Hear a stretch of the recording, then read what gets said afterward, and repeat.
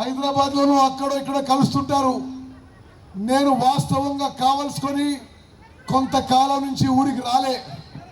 మరి నేను వచ్చినప్పటి సంది నేను వేరే చోట ఎంపీ, ఎమ్మెల్యే, మంత్రి, ఇక్కడ మళ్ళీ ఈ నియోజకవర్గ గ్రూప్ రాజకీయాల్లో నేను చేరదలుచుకోలే. ఇక్కడ నేను వచ్చినప్పటి సంది రాజగోపాల్ ఎవరో ఒకరు నాగటా చేతారు, ఈ పంచాయతీ వద్దనుకో నేను రాలే. అయినా సరే మరి తాటిపాముల గ్రామానికి మాకు, మా కుటుంబ సభ్యులకి, మా తండ్రి గారికి, మా చిన్నాన్నలకి, పెద్దనాన్నలకి అందరికీ జన్మనిచ్చిన ఈ గ్రామం మీ రుణం ఏనాడు మర్చిపోము. మరి ఈరోజు వచ్చింది వాగు మీద 20 కోట్ల రూపాయలతో ఇది చెక్ డ్యామ్ కమ్ బ్రిడ్జ్. ఇది మరి చెక్ డ్యాము, బ్రిడ్జు, ఆ వాగు మీద నేను ఎన్నో సంవత్సరాలు ఆ వాగులో ఆడుకున్న మరి జ్ఞాపికలు కూడా ఈరోజు కూడా ఉన్నాయి.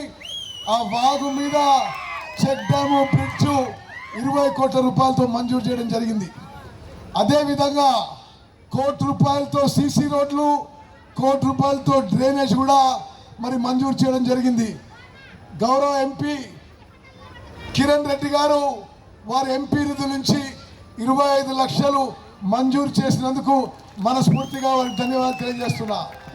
అదేవిధంగా మరో ఎంపీ అనిల్ యాదవ్ గారు వాళ్ళు ఒక 25 లక్షలు మంజూరు చేశారు.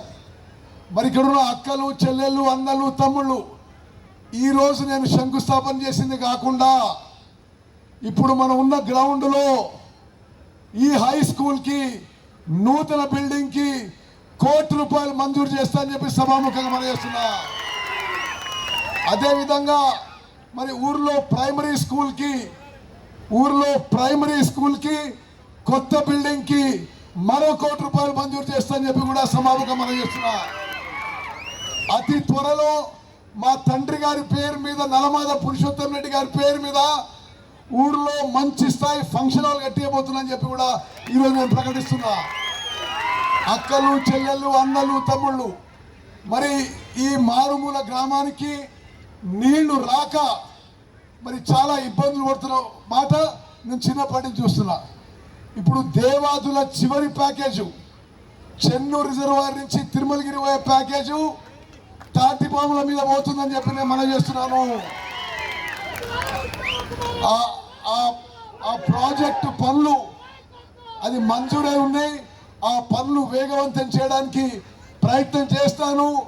దేవాదుల చివరి ప్యాకేజీలో చెన్నూరు రిజర్వాయర్ నుంచి తిరుమలగిరి పోయే నీళ్లు తాటిపాములకు కూడా కొన్ని నీళ్ళు వచ్చే విధంగా నేను కృషి చేస్తానని చెప్పి మీ అందరికీ మనవి చేస్తున్నా. మరి అక్కలు, చెల్లెళ్ళు, అన్నలు, తమ్ముళ్ళు నలమాద రాఘవరెడ్డి గారి మనవడిగా ఈ గ్రామానికి రుణపడి ఉన్నాం. నేను, మా కుటుంబ సభ్యులు రుణపడి ఉన్నాం.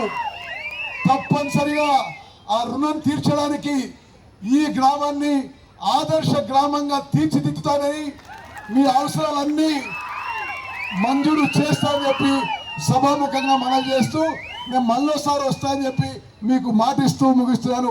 జై హింద్, జై కాంగ్రెస్.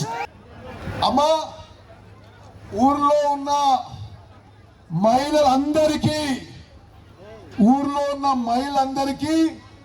మోటార్తో ఉన్న కుట్టు మిషన్లు పంపిణీ కార్యక్రమం ఉంది. మా తండ్రి గారి పేరు మీద 600 కుట్టు మిషన్లు పంపిణీ చేస్తున్నాము. మరి నేను తొందరగా పోతున్నా, ఎమ్మెల్యే గారు నా పక్షాన అది డిస్ట్రిబ్యూట్ చేస్తారని, అది పంపిణీ చేస్తారని చెప్పి నేను మనవి చేస్తున్నా. ఈ 600 కుట్టు మిషన్లు ఒక్కొక్కటి 7,000 రూపాయలతో కొనుగోలు చేసి ఇస్తున్నాం. ఇది కాక ఊర్లో ఎన్ని ఇండ్లు ఉండి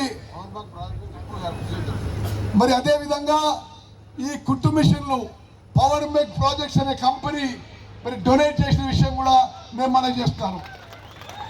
అదేవిధంగా ఇవి కాకుండా ఈ ప్రక్రియ కొనసాగుతూ ఊర్లో ఎన్ని ఇండ్లు ఉండి ఎంతమందికి అవసరం ఉంటే మహిళలకి అన్ని కుట్టు మిషన్లు కూడా డిస్ట్రిబ్యూట్ చేస్తాం. ఇంకా చాలా కార్యక్రమం చేస్తాం.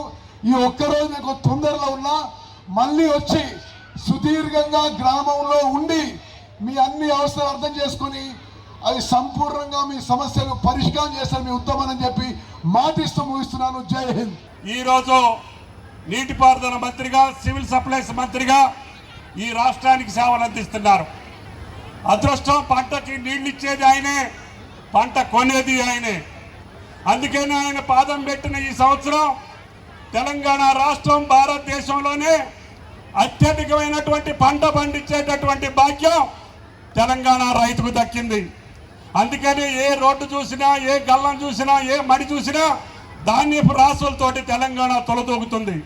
అందుకనే మంత్రి గారికి రైతులందరూ విన్నవించుకునేది, ఈ అకాలంలో కూడా వర్షాలు పడి రైతులను ఇబ్బంది పెడుతున్నాయి.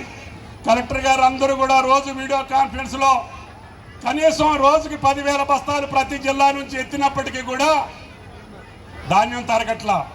అది మా అదృష్టం. భారతదేశానికి అన్నం పెట్టే స్థితికి ఈనాడు తెలంగాణ వచ్చింది. సుమారు సారవలో కూడా 151 మెట్రిక్ టన్నులు పండింది. మళ్ళీ సుమారు 127 లక్షల టన్నులు మళ్ళీ ఇప్పుడు పంట పండింది. అందుకనే ఉత్తమ్ కుమార్ రెడ్డి గారి యొక్క అదృష్టం, ఆ శాఖలో ఉండేటటువంటి నా అదృష్టం, మా అన్న వెంకటరెడ్డి గారు, రాజగోపాల్ రెడ్డి గారు అత్యధికంగా ధాన్యం పండించినటువంటి జిల్లా నల్గొండ జిల్లా. అందుకని ఇక్కడ ఉన్నటువంటి ప్రజాప్రతినిధులందరూ కూడా ఎంపీలతో సహా, ఎమ్మెల్యేలతో సహా ఈ జిల్లాలో ఆగిపోయినటువంటి నీటిపారుదల ప్రాజెక్టులు పూర్తి చేసి మళ్ళీ ఎన్నికల కల్లా ఎస్ఎల్బిసి ద్వారా ఈ జిల్లాకి నీళ్లు ఇవ్వాలనేది వెంకటరెడ్డి గారిది, ఉత్తమ్ రెడ్డి గారిది కోరిక అని చెప్పి మీకు ఈ సందర్భంగా మనం చేస్తున్నాం. కాబట్టి దయచేసి వాళ్ళని ఆశీర్వదించండి, ఆ ప్రభుత్వాన్ని ఆశీర్వదించండి. మీకు సన్న బియ్యంతో అన్నం పెట్టేటటువంటి రేవంత్ రెడ్డి గారిని ఆశీర్వదించండి.